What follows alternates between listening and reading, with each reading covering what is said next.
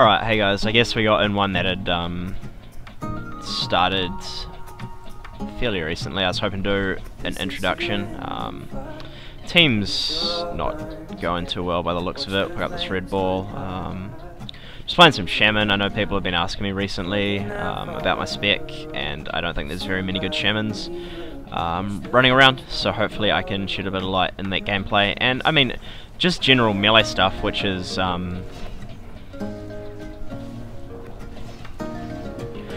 sort of the key to playing a good Shaman. I mean, you have to be good at playing melee. It has very reasonable at playing melee at the very least. It has very poor disconnect potential. I don't think I'm going to get him. That's frustrating. Oh yeah, we got on it. I don't know if he popped. Did we get his no permission? He would have popped it surely. It'll be off cooldown anyway by now. We'll spread some dots just because we like to pad. I'm hitting focus pretty hard, so we'll just back up a little bit, see if we can drag him back with us. They definitely had a Chloro. I was on him for a second. I saw a Warden's wave happen, so I'm not too scared about the Warden. No, here's a Sin. He's going to be a lot squishier. Those Warlords at the moment are in a really strong place. People either underestimate or, I mean, are just well aware. I mean, you see them everywhere, so you would hope people were well aware of just how strong they were. So, I mean, that's just a good example of Shaman Burst right there. Necro, I hate Last Gasp when you're healing is possibly the gayest thing just ever. It's so stupid. We got a lock here by the looks of it. They didn't have 61 Chloro ability with life-giving Veil Up, and I know that especially the mages that I play with, it doesn't even stay in the tooltip still that you don't receive Veil healing if you have a Veil Up, and so for people think that they're gonna have this amazing self-heal spec, 61 Pyro, 8 Chloro, life LGV, fucking go and add it. Please don't do that, guys. Like, just don't. It's not what you think.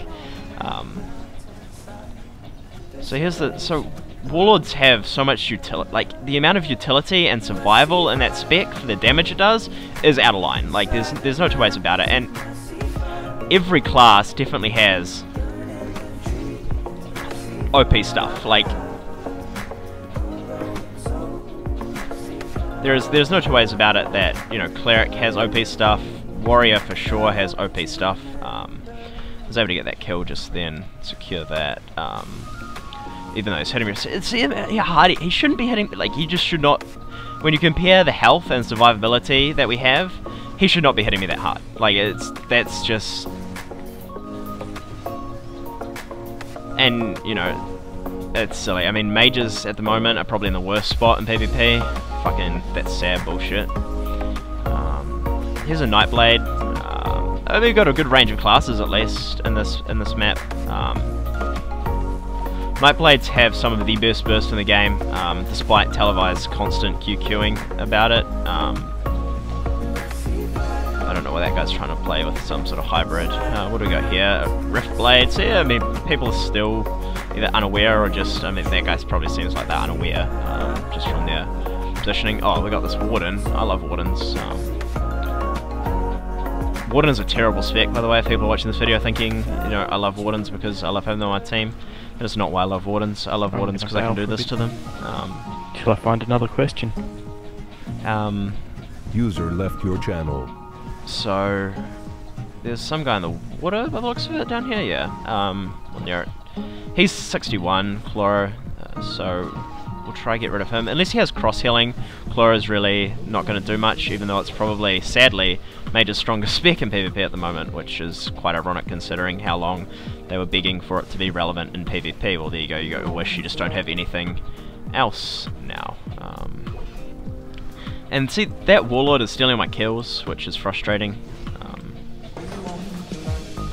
I love hearing my blood test. So who the fuck stole that? This is so good. Like, what the fuck? You bitch. Like, please, just like go AFK or something. We can 2v20 this, 2v10, whatever. So the Warlord's back. I don't even want to peel for that guy. I could snare him, but I want the Warlord to die, which is nice.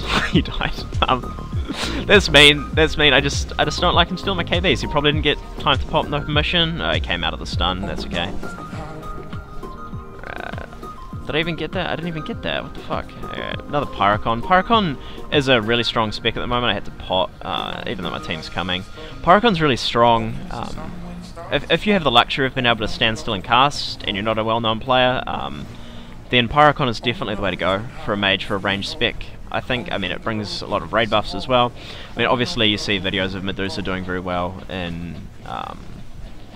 61 Pyro, but I think that just it's a much harder spec to play. We have total control at the moment, so hopefully this game doesn't, you know, I'd like to keep it going. But yeah, I mean, Shaman is extremely strong if you know how to play it, which unfortunately no one really, well, fortunately, I guess, no one really does. And it has, you know, like I said, extremely poor disconnect potential. Oh my god, so many necro pits, where is he? Oh, we got the warden, that's right. Oh, there's a rogue. Okay, we'll get on this guy. I've got my cooldowns up, see if I can burst him.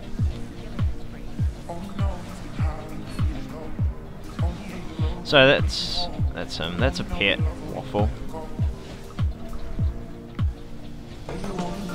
Alright, let's see. There he is. Pancake.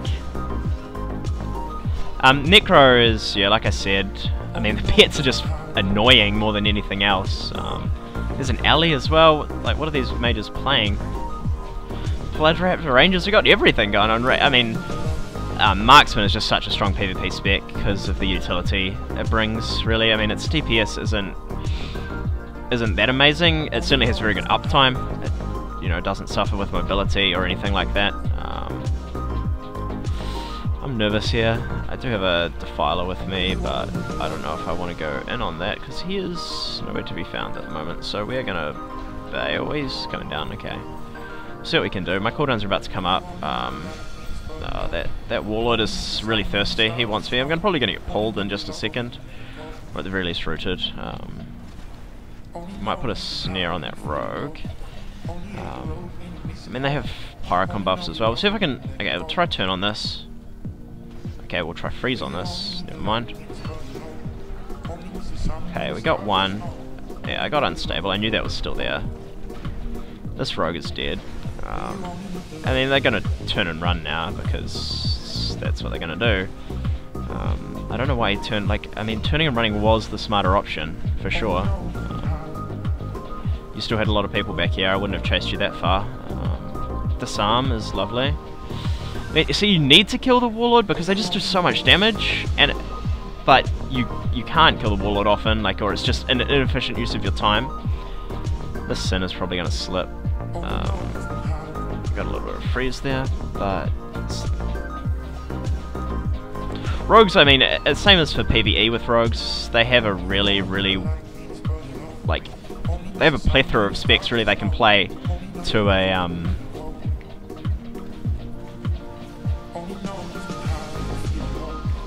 to be effective in a warfront. You know, they have a lot of options, whereas other classes don't so much. And I was about to burst them there. So yeah, 24-0. That was alright. Fucking Warlord stealing a lot of my kills. Yeah, so we might do some more videos like that. Maybe get into some more specifics about Shaman itself, and just talk about what I do and how to position and stuff in warfronts. But yeah, hope you guys enjoyed, and maybe see you next time.